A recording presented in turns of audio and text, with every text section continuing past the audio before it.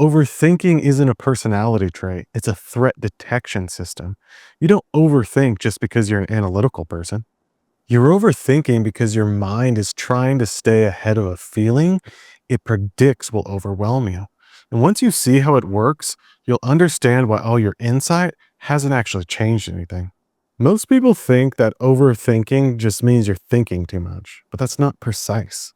There's reflective thinking, strategic thinking, creative thinking, and then there's defensive thinking. They feel differently in the body. Reflective thinking expands. Defensive thinking tightens. It has an urgency to it.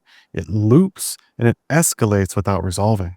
What most people call overthinking can be rumination, worry, or something more sneaky. Using your mind to step around something you're starting to feel. There's a clinical name for this: cognitive avoidance, using thought to stay out of contact with certain emotions. In real time, this shows up like interception. Your system picks up on an early signal of a feeling and it takes a mental detour. One minute you're thinking something, and then the next minute you're thinking something else, without really knowing why. You don't consciously suppress feelings, you outrun them. If the thinking slows down, sensation catches up, so the thinking must continue. That's the rule. And if you learned early that feeling led to overwhelm, exposure, or chaos, your system adapted. Feeling is risky, thinking is safer. So it trained your mind to stay ahead to protect you from feeling certain things directly. How does your mind stay ahead? I want you to imagine that you're walking through a field that you know there's some landmines in that field.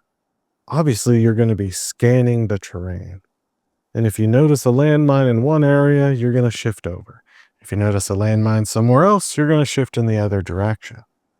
Over time, your path might look scattered, but it isn't random at all. It's strategic avoidance. Your mind treats certain emotions like landmines, not because they're dangerous, but because at some point in your life, feeling fully led to destabilization.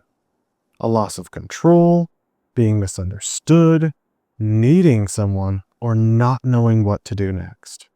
So now, the moment your system detects an early signal of an emotional landmine, you get a tightening in your chest, a drop in your stomach, a flicker of shame.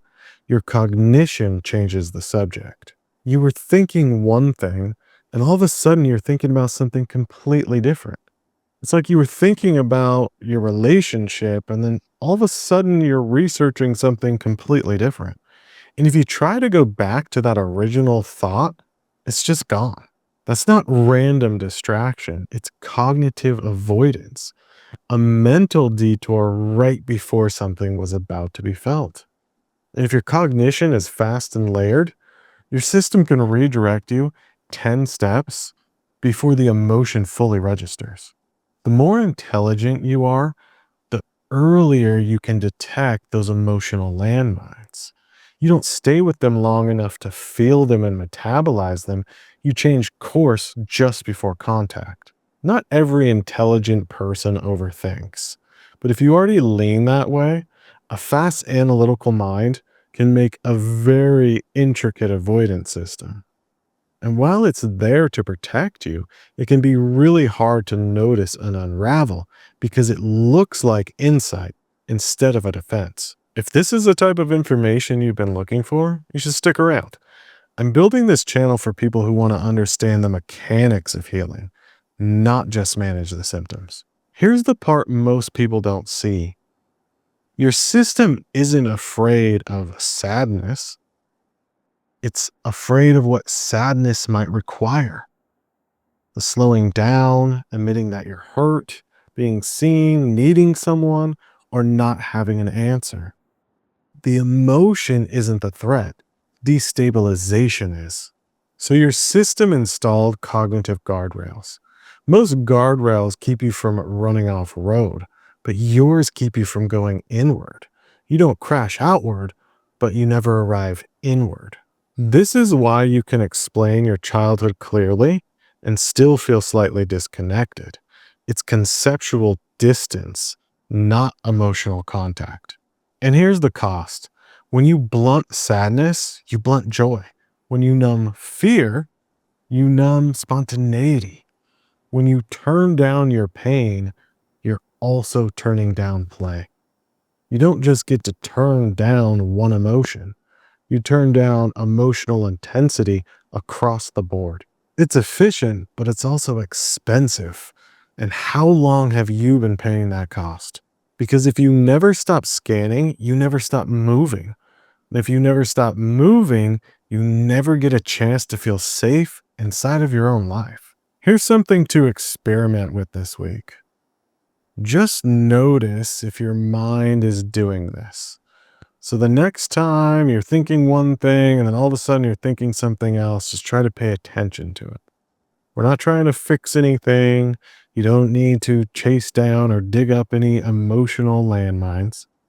All you're trying to do is see, did I change the subject in my mind because I was curious and something took my attention away? Or was there something else that was about to come up? And just pay attention to it. See what is there. And I'm curious, if you run this experiment, please let me know how it went for you. What was about to come up? What was underneath everything that was trying to get your attention in that moment? Now, here's where this leads. If overthinking is movement, what happens when movement stops? In the next video, we're going to look at why rest can feel unsafe even when you're exhausted. Because if your system still equates stillness with exposure, of course slowing down feels threatening. And if you never stop scanning, you're never going to actually feel safe. So until then, my friend, keep trusting your gut, keep trusting your intuition. See ya.